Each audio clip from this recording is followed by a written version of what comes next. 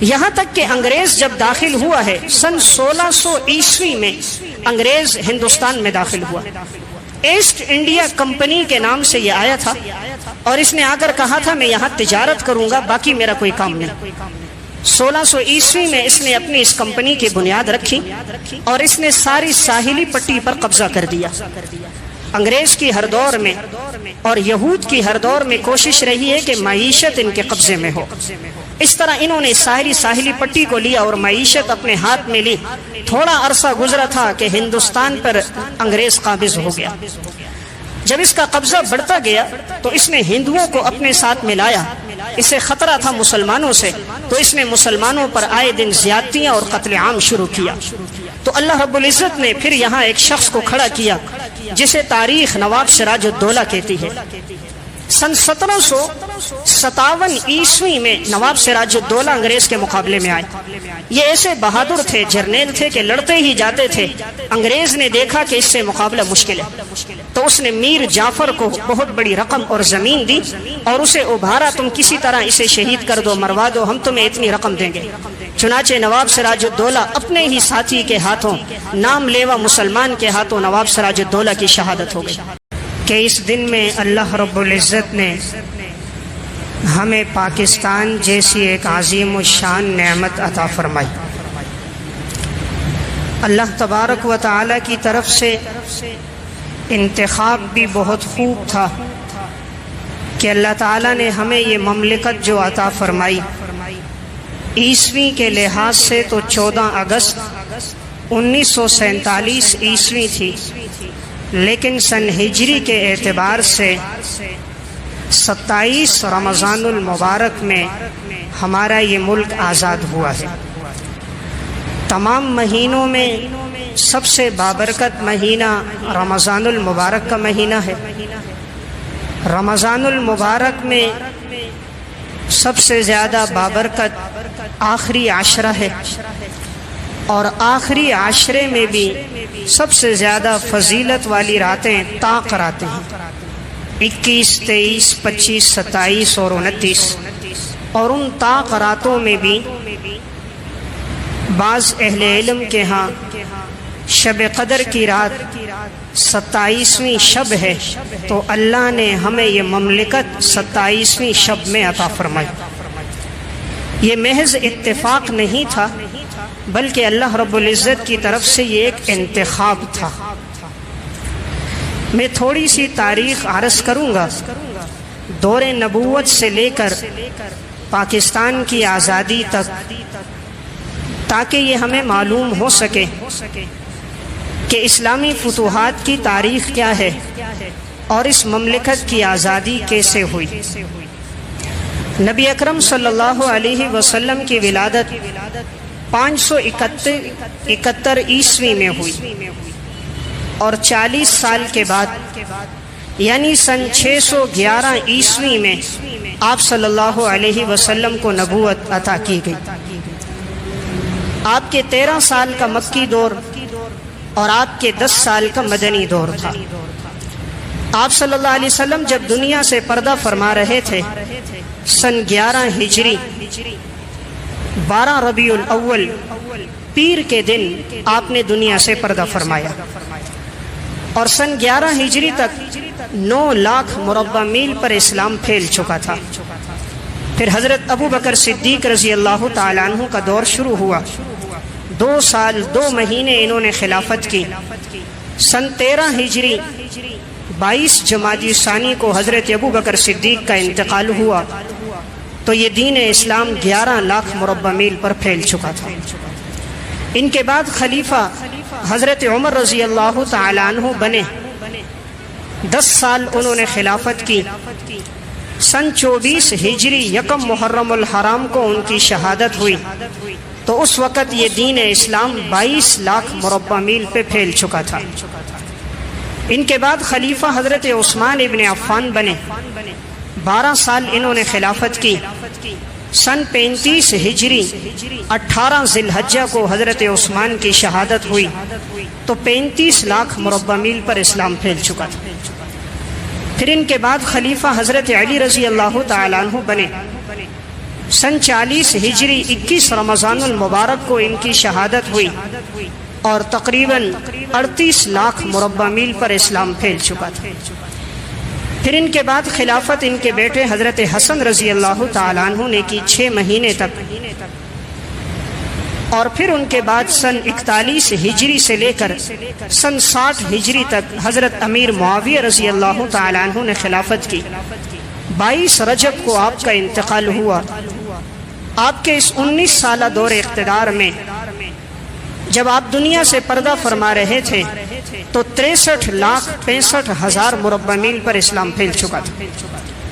حضرت امیر معاویہ کے انتقال کے بعد ان کے بیٹے یزید خلیفہ بنے، اور اس کے بعد ان کے بیٹے معاویہ خلیفہ بنے، اور اس کے بعد مروان بن حکم، اور پھر عبد الملک بن مروان، اور پھر اس کے صاحبزادے ولید، اور پھر ان کے بیٹے سلیمان۔ سن 99 ہجری میں پھر عمر بن عبدالعزیز رحمہ اللہ خلافت پر آئے۔ عمر بن عبدالعزیز بنو امیہ کے 8ویں خلیفہ تھے، اور سن 101 ہجری میں ان کا انتقال ہوا۔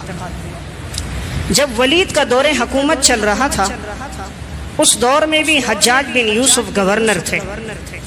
سن 92 ہجری 711 عیسوی کو حجاج بن یوسف کو ایک خط پہنچا، اور اسی طرح ایک پیغام پہنچا کہ ہند کے اندر راجہ داہر ظالم نے مسلمان عورتوں کو قیدی بنایا ہے، بچوں کو قیدی بنایا ہے، اور وہ عصمت دری کی کوشش کر رہا ہے۔ تو ایک خاتون نے کہا تھا، یا حجاج اغثنی، اے حجاج تو ہماری مدد کو پہنچ۔ جب حجاج بن یوسف کو یہ بات پہنچی، انہوں نے فوراً اپنے بھتیجے اور داماد محمد بن قاسم رحمہ اللہ کو سن 92 ہجری 711 عیسوی میں حدود حرم سے ان کو بھیجا کہ جاؤ ان کا مقابلہ کرو۔ محمد بن قاسم 17 سال کی عمر میں وہاں سے آئے، اور آ کر راجہ داہر سے مقابلہ ہوا، اور اللہ نے مسلمانوں کو فتح دی۔ اور جو مسلمان عورتیں قید میں تھیں، محمد بن قاسم نے انہیں چھڑایا، مسلمان بچوں کو چھڑایا۔ وہاں ایک جھنڈا انہوں نے نہایت بلندی پر لگایا تھا۔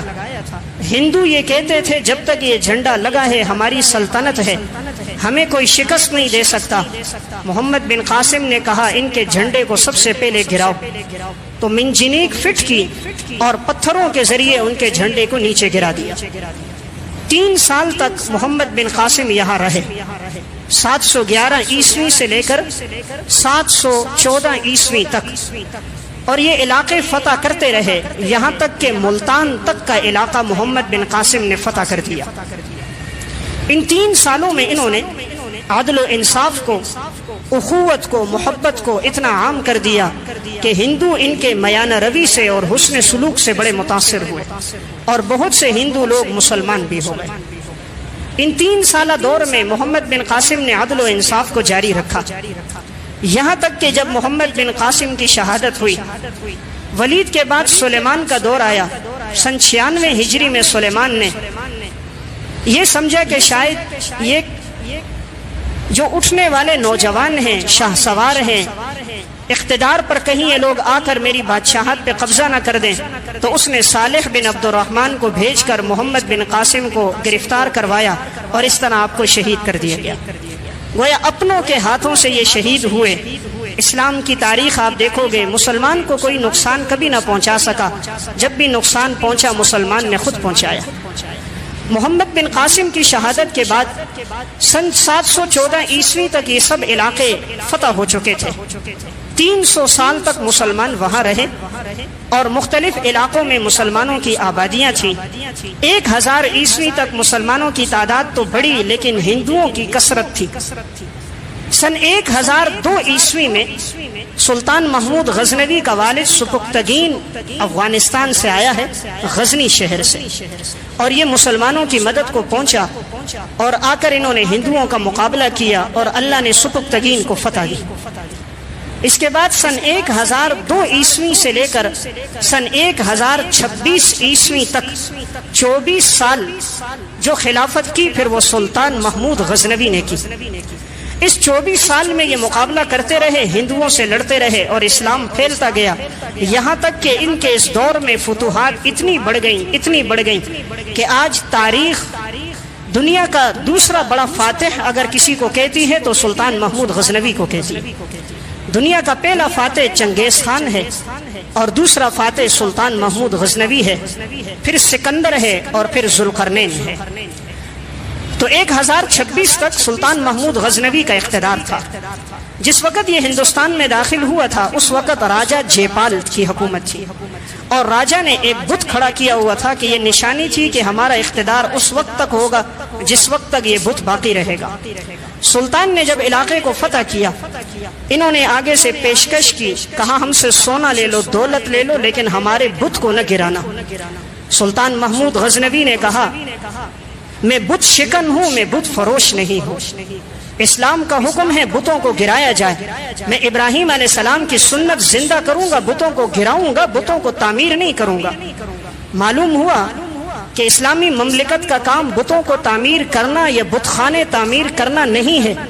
اسلامی مملکت کا کام سب کو توحید پر لانا اور اللہ کے سامنے سر بسجود کرنا۔ تو سلطان محمود غزنوی نے اتنی بڑی پیشکش کو ٹھکرا دیا اور سومنات کے اس بت کو توڑ دیا۔ سلطان کی یہاں جب تک خلافت رہی امن و امان برقرار رہا۔ سلطان کے انتقال کے بعد پھر خلافت آئی ہے محمد غوری کی۔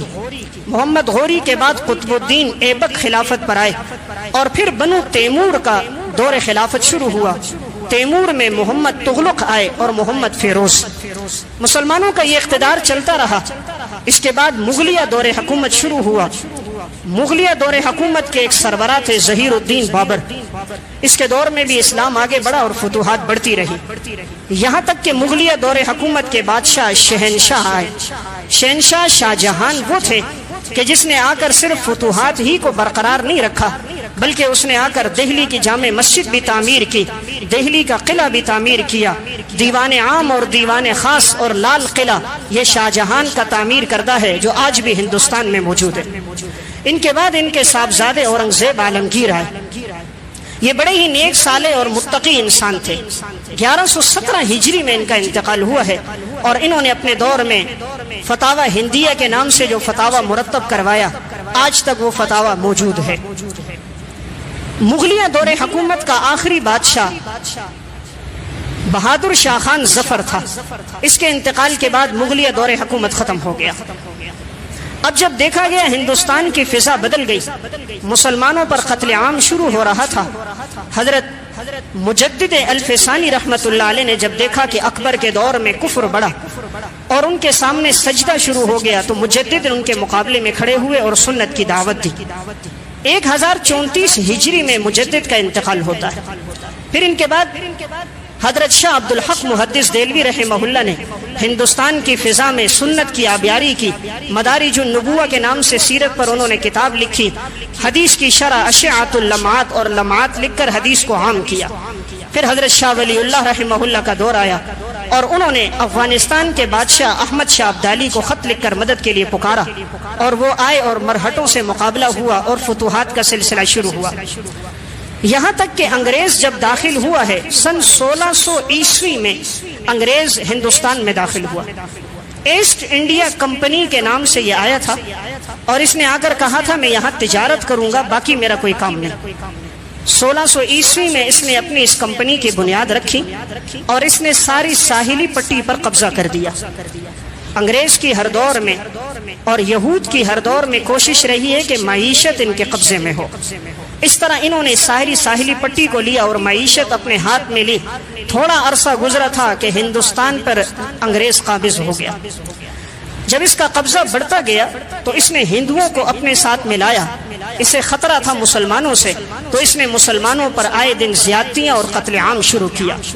تو اللہ رب العزت نے پھر یہاں ایک شخص کو کھڑا کیا جسے تاریخ نواب سراج الدولہ کہتی ہے۔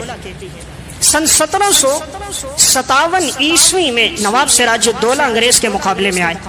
یہ ایسے بہادر تھے، جرنیل تھے کہ لڑتے ہی جاتے تھے۔ انگریز نے دیکھا کہ اس سے مقابلہ مشکل ہے، تو اس نے میر جعفر کو بہت بڑی رقم اور زمین دی اور اسے ابھارا، تم کسی طرح اسے شہید کر دو، مروا دو، ہم تمہیں اتنی رقم دیں گے۔ چنانچہ نواب سراج الدولہ اپنے ہی ساتھی کے ہاتھوں، نام لیوا مسلمان کے ہاتھوں نواب سراج الدولہ کی شہادت ہو گئی۔ اس کے بعد سلطان ٹیپو کے والد تھے حیدر علی۔ حیدر علی نے اقتدار اپنے ہاتھ میں لیا اور انہوں نے تینوں کو اپنے ساتھ ملایا، برہٹوں کو بھی، نظام کو بھی، انگریز کا مقابلہ کیا۔ انگریز نے دیکھا کہ حیدر علی بہت بہادر ہے، اس سے لڑنا مشکل ہے، تو اس نے بغاوتوں میں انہیں بھی کچل دیا۔ اس کے بعد تاریخ کا ایک بہادر جرنیل جسے تاریخ ٹیپو سلطان کہتی ہے وہ آئے۔ یہ حیدر علی کا بیٹا تھا۔ اس کے بعد ان کی خلافت رہی۔ میسور کی جنگوں میں تیسری اور چوتھی جنگ میں سلطان ٹیپو شریک رہا ہے۔ سن 1799 عیسوی میں ٹیپو سلطان کی شہادت ہوئی، لیکن وہ بھی شہادت میر صادق غدار نے پیسہ اور دولت لے کر انہیں شہید کروا دیا۔ ان کا وہ مشہور قول تھا، شیر کی ایک دن کی زندگی گیدڑ کی 100 سالہ زندگی سے بہتر ہے۔ یہاں بھی آپ دیکھیں انہیں شہید کروانے والے کون تھے؟ نام لیوا مسلمان تھے۔ تو میں نے عرض کیا جب بھی کہیں نقصان پہنچا ہے مسلمان نے مسلمان کو نقصان پہنچایا۔ محمد بن قاسم کی شہادت ہو یا نواب سراج الدولہ کی ہو یا ٹیپو سلطان کی ہو یا سید احمد شہید اور شاہ اسماعیل شہید کی بالاکوٹ میں ہو، ہر جگہ آپ کو غداری کرنے والا مسلمان ملے گا۔ ورنہ اللہ نے ایمان اور اسلام میں ایسی طاقت رکھی ہے کہ کوئی مسلمان کا مقابلہ نہیں کر سکتا۔ مسلمان اگر مسلمان سے غداری نہ کرے، یہ پیسوں پر اپنے ایمان کو فروخت نہ کرے، تو ایمان میں وہ طاقت ہے کہ ایک آدمی 1000 کا مقابلہ کرتا ہے۔ تاریخ نے ہمیں وہ واقعات بتائے، خالد ابن ولید لشکر لے کر نکلتے ہیں، 30 آدمی 30,000 کا مقابلہ کرتے ہیں۔ تاریخ بتاتی ہے اللہ نے مسلمانوں کو فتح دی۔ ایمان میں بڑی اللہ نے طاقت رکھی ہے۔ تو میں عرض کر رہا تھا 1799 میں ٹیپو سلطان کی شہادت ہو گئی۔ اب انگریز اقتدار پر قابض ہو گیا۔ پھر 1857 کی جنگ آزادی ہوئی ہے، اور اس جنگ آزادی میں جو انگریز نے مسلمانوں کا قتل عام کیا، 12,000 علماء کو صرف شہید کیا۔ کوئی درخت ایسا نہیں تھا جس پر کسی عالم کی لاش نہ لٹکتی ہو۔ جس وقت شاہ عبدالعزیز محدث دہلوی نے فتویٰ دیا تھا کہ انگریز کے خلاف جہاد اب فرض ہو چکا ہے، انہوں نے اسلام کے شعائر کو مٹایا ہے، اسلام کے خلاف یہ لوگ بغاوت کر رہے ہیں، پھر مسلمان اٹھے تھے اور علماء نے فتویٰ دیا تھا۔ تو جیسے ہی علماء سامنے آئے تو انگریز نے کچلنے کے لیے ہر درخت پر ایک عالم کی لاش لٹکوائی۔ 12,000 علماء کی شہادت کے بعد انہوں نے دیکھا ان سے جذبہ جہاد اب بھی ختم نہیں ہوا۔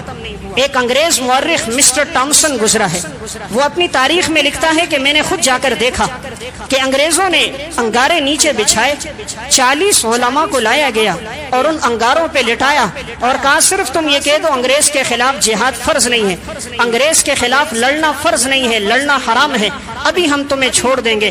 مسٹر ٹامسن لکھتا ہے 40 کے 40 علماء شہید ہو گئے، لیکن کسی نے اپنی فتوے اور رائے سے رجوع نہیں کیا۔ یہ انگریز مورخ لکھتا ہے کہ میں نے یہ بھی دیکھا کہ ایک انگریز آیا اور اس نے آ کر اپنی گھر والی سے کہا کیا میں تمہیں آج ایک منظر نہ دکھاؤں، اور ایک 82 سال کے بوڑھے عالم کو لایا گیا اور اپنی توق کے سامنے اس نے کھڑا کر دیا اور بٹن دبایا اور اس عالم کے جسم کے ذرات ہواؤں میں بکھر گئے۔ یہ دین ویسے نہیں پہنچا تھا، اس کے پیچھے قربانیاں تھیں۔ 40 علماء کی اس طرح شہادتیں ہوئی۔ پھر 1857 کی جنگ آزادی جب یہ آگے بڑھی تو مسلمانوں میں ایک جذبہ جہاد ہوا۔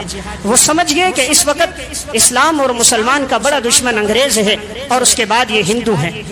اب ضرورت تھی ایک مملکت کی کہ اس آزاد مملکت میں مسلمان آزادی سے احکامات پہ عمل کر سکیں۔ تو سب سے پہلے جس نے یہ تصور دیا کہ ایک اسلامی ریاست ہونی چاہیے وہ حضرت حکیم الامت مجدد ملت مولانا اشرف علی تھانوی رحمۃ اللہ علیہ۔ مولانا عبد الماجد دریابادی نے معاصر حکیم الامت میں نقل کیا کہ حضرت نے فرمایا ایک ریاست ہو جس میں انسان آسانی کے ساتھ احکامات پہ عمل کر سکیں۔ پھر اسی بات کو بیان کیا علامہ محمد اقبال رحمہ اللہ نے 1930 عیسوی میں الہ آباد کے خطبے میں۔ الہ آباد میں علامہ اقبال نے ایک تقریر کی اور اس دوران انہوں نے کہا کہ ایک اسلامی ریاست ہونی چاہیے جہاں مسلمان الگ ہوں۔ مسلمان اور ہندو ایک جگہ نہیں رہ سکتے، ان کی تہذیب الگ ہے، ان کا مذہب الگ ہے، ان کا عقیدہ الگ ہے، ان کے رہن سہن الگ ہے۔ تو یہ تصور شاعر مشرق علامہ اقبال نے بھی پیش کیا۔